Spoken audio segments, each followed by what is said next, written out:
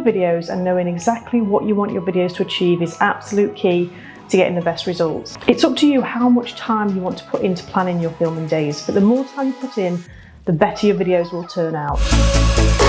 When you're planning your video for your business, the main part of it is usually the speaking bit, and that's the bit that everyone hates, but it is the most important. Without some sort of voice that explains who you are and what you're doing, it becomes quite flat, and it's not always clear what the purpose is. So deciding on who is the best person to speak on camera and what you need to say will dictate the rest of the video. And it doesn't just have to be the owner that speaks, it's actually quite nice to see other people in the business who can bring a different perspective. But there's different ways you can present your business and different ways you can talk to camera. Whenever there's a talking part on a video, there has to be some sort of script or questions that guide you through. Otherwise, you're not going to be using the time efficiently and you won't necessarily get the full message across. And if you're like me and you prefer to write a script, you can use a teleprompter, which can help you sail through your script so you're saying everything that you plan to say. And if you're worried about your videos looking stiff, then there's some techniques you can do and some warm-up exercises, but a teleprompter is genuinely a lifesaver. I script everything and I use a teleprompter and I write word for word what I'm going to say because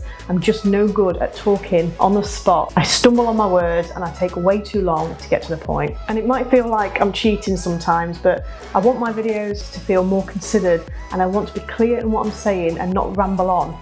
Some people are just gifted and can talk forever and sound naturally engaging, but I can't do that. So if you're one of the lucky ones and would rather keep it natural and just use prompts, then both of these is fine. It all comes down to what you think would work best for you. If you're planning to do a video case study for one of your clients, the questions you ask are really important because you don't want to end up with loads of abstract compliments and vague answers that doesn't really say anything. You have to remember why you're doing the case study in the first place. It wants to feel real and honest. You want your client to talk about specific problems that they were experiencing because this will speak directly to people that might be experiencing the similar problems and they'll naturally want to know what the outcome was.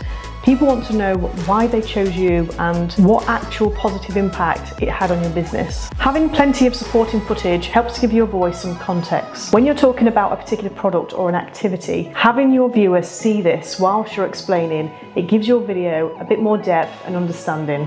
Drone footage can be such an advantage for setting the scene or giving an indication on the scale of location of your business. So making sure you have access to the right people and the right equipment on the day will really show how the business operates. Video strategy should be part of your overall goal and it helps you as a business to think hard about what you're trying to achieve long term. This forward planning is a way to be more consistent and intentional when posting videos, and you're more likely to have a predictable outcome because you're not just throwing things out there and hoping it works, which we all do. I do it as well. But if you're serious about wanting to grow or wanting to communicate better with your potential customers, putting the time in now and thinking long term is going to help increase the quality of your communication and you'll be able to better connect with the right people.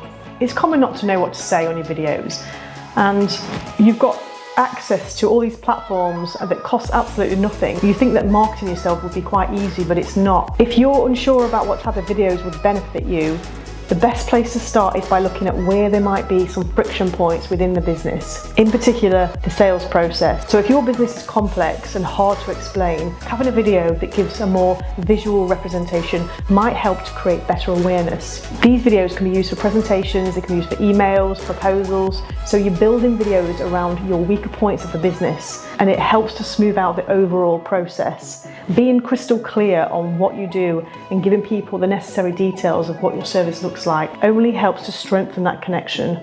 So editing is where the fun starts because you can be really creative, and it's my job to make all that footage tell a compelling story. Footage needs to flow into each other so that it looks seamless, and interviews and voiceovers need to be cut and positioned in such a way that it takes the viewer on a journey. And obviously every video is different, but the principles are still the same. How is your video going to draw people in? How will it keep you engaged right to the end?